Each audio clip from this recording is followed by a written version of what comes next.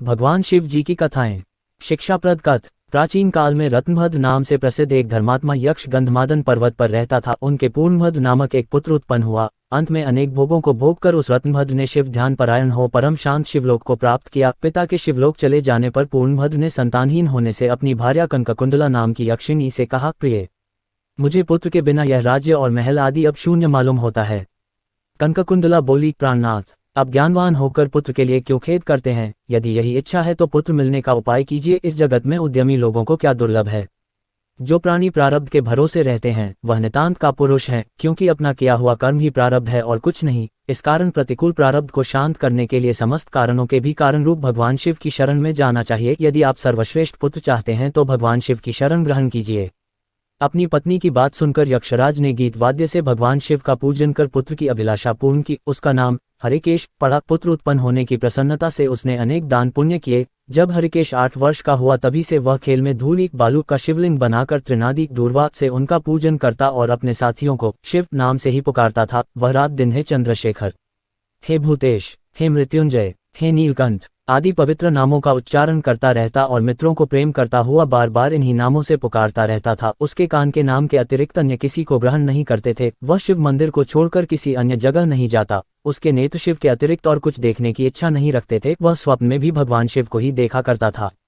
हरिकेश की यह दशा देखकर उसके पिता ने उसे गृहकार्य में लगाने की अनेक चेष्टाएं की, किंतु उस पर कुछ भी असर नहीं हुआ। अंत में हरिकेश घर से निकल गया। कुछ दूर जाकर उसे भ्रम हो गया और वह मन ही मन कहने लगा, हे शंकर, कहाँ जाऊं, कहाँ रहने से मेरा कल्याण होगा।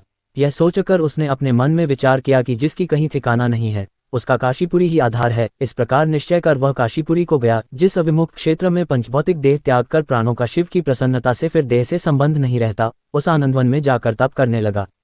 कुछ समय बाद भगवान शिव ने पार्वती को अपना विहार वन दिखाया। वह अनेक सुगंधयुक्त पल्लवों से शोभित था। शिव बोले, हे देवी, जैसे तुम मुझको बहुत प्रिय हो वैसे ही यह आनंद वन भी मुझे परम प्रिय है। मेरे अनुग्रह से इस आनंद वन में मरे हुए को जन्म मरण का बंधन नहीं होता, अर्थात वह फिर संसार में जन्म नहीं लेता। पुण्यात्मा के कर्म बीज विश्वनाथ की प्रज्वलित अग्नि में जल जाते हैं, उसी से फिर वे गर्भाशय में नहीं आते। काशीवासी लोगों के देहांत समय में मैं ही तारक ब्रह्म ज्ञान का उपदेश देता हूँ, जिससे वे उसी क्षण मुक्त हो जाते हैं। कलयुग में विश्वनाथ देव का दर्शन पूजन, काशीपुरी, भागीरथी गंगा आदि का सेवन तथा सत्पात्र को दान विशेष फलदायक होता है। हे देवी, काशीवासी सदा मुझ में ही बसते हैं, इससे मैं उनको अंत में संसार सागर से पार कर देता हूँ, यह मेरी प्रतिज्ञा है।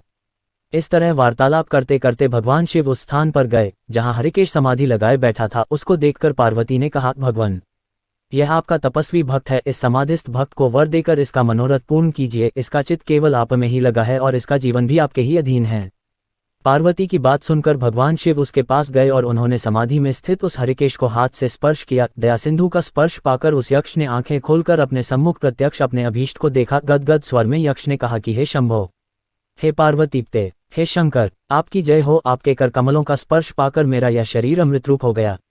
इस प्रकार प्रिय वचन सुनकर भगवान शिव बोले, हे यक्ष, तुम इसी क्षण मेरे वर से मेरे क्षेत्र के दंडनायक हो जाओ। आज से तुम दुष्टों के दंडायक और पुण्यवानों के सहायक बनो और दंडपाणी नाम से विख्यात होकर सब उद्भट गणों का नियंत्रण करो। मनुष्यों में सत्य, अर्थ नाम वाले संभ्रम और उद्भ्रम, ये दोनों गण सदा तुम्हारे साथ रहेंगे।